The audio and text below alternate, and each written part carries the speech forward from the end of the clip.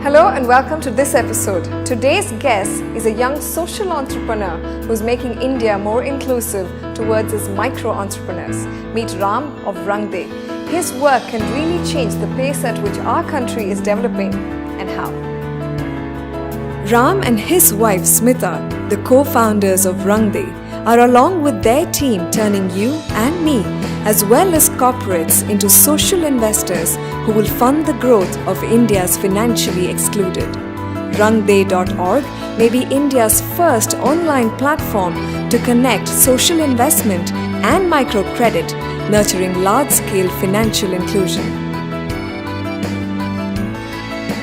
Thanks to location partner Infinity. Ram, before we get into talking about Rangde, could you please define for me what social investment means? It is a small amount of capital which you give to a low-income entrepreneur in the form of a loan, and the entrepreneur invests in his or her business, and the money comes back to you. Essentially, a small sum of money, as little as 100 rupees, which you can lend. Anybody in the public can lend. Yeah. What does the concept of social investment and its impact mean to a developing country like ours? There are about 300 million people who are extremely poor in the country. So they don't have access to traditional form of financial services.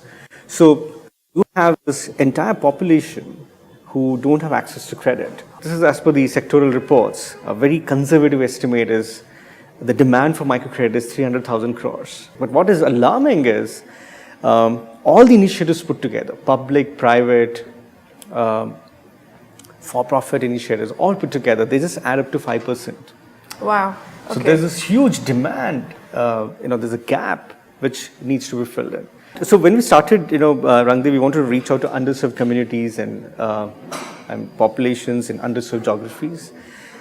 And the way we wanted to do this is work with partners who have access to these communities. There have been several instances where communities felt that they could not afford microcredit because of the cost of microcredit. And our focus is to reach out to these communities. So there have been, phenomenal success stories where communities got credit for the first time, and they felt that more than anything else, they felt they had that confidence and this, and the aspirations of saying that, we can start a business and we can make some money. Ram, tell me, how old is Rangde and how many, such microcredits has it facilitated and connected social investors with, let's say, rural entrepreneurs? Yeah. It's been a long journey, largely because we had to build a model, also educate people about what microcredit was all about. Yeah. Because if you look at, there are many causes in India, but microcredit was never looked at as a cause.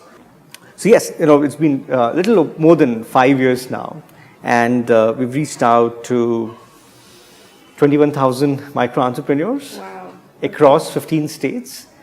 And we've done this with the help of close to 5,000 individual social investors, and some of them are also corporates who have joined us to fund these micro entrepreneurs.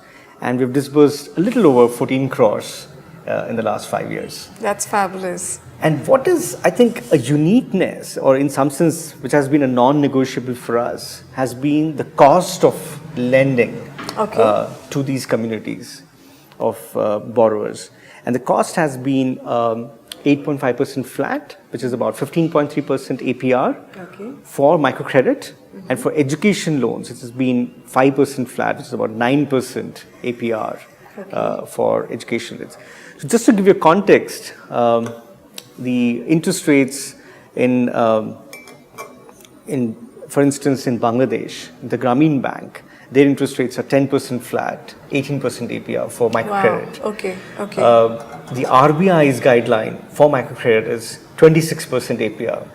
So you've been able to lower it dramatically. Yes. I think that was the intent, because we firmly believe that if we could leverage the social goodwill which people have in abundance in India and give them a channel channel of actually making it a lot more easier to connect with these rural entrepreneurs across the country. Yeah. And give them credit. And it's not a donation, it's credit which you're giving them, which comes back to you. So the whole idea was to build an ecosystem and also connect with these entrepreneurs. So we organize field trips when they go out and meet these entrepreneurs face to face. So they know who they're giving credit Absolutely, to, and they know what it's being used for. And they can go on a field trip as well. Clearly, microcredit is the first step. Yeah. It's not a magic bullet, but it's the first step. But there's a lot more which can be done. Okay, and what is the smallest amount of credit you've facilitated? That's a great question. Because that really decides how many people are going to come on board, and become social investors. Well, okay, so there are two answers to this. One, the smallest loan we have done so far is 1,000 rupees. Okay. We had to, change our configuration because our systems were designed to give a minimum loan amount of 5,000 rupees. Okay. Because of our mandate that we should reach out to first-time borrowers, there was this request which we received from our partner in Orissa, who wanted to reach out to communities, the Xena community, who had never borrowed before, and they were in this business of making baskets. Okay. So they wanted enough capital to buy rope, so that it saves them time to travel to sort of the round trips they do to the market.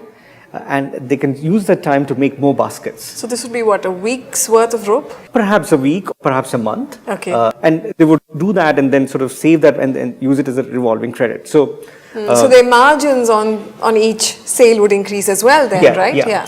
So it was a 1,000 rupee loan.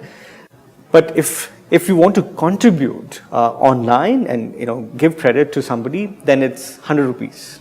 Okay. So you can give as little as 100 rupees if you're a social investor. Yeah. Ram, how is Rangde funded, and how do you generate enough revenue in this whole system to, sustain the whole process?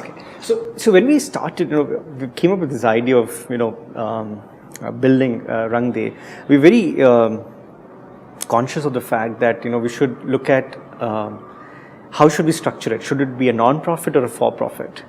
And we chose non-profit as a legal structure for Rangde for a very simple reason that we are a platform where we raise a lot of philanthropic debt capital. So essentially it's philanthropic credit which we raise online.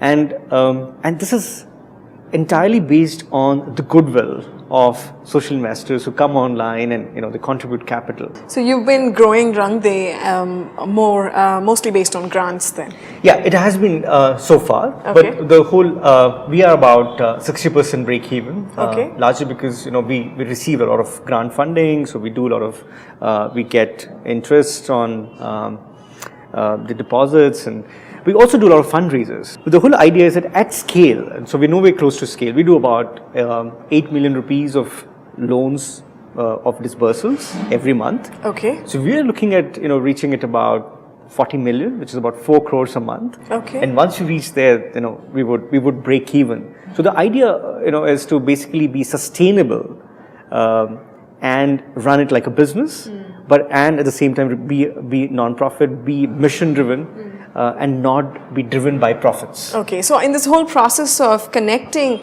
the micro lender with the social investor, where does Rangde generate revenue? So every loan which is made on Rangde, we get 1% to cover our operating costs. It's clearly not sufficient at the current scale. Yeah, but once you scale up, then it should be okay. It's about 1% flat we Okay. get on every loan. I see. Now you come from a non-sort of economics or social entrepreneurship background. You're a hardcore IT guy who had an international high-flying career, and you dropped it all and you've started this. What's the story with that?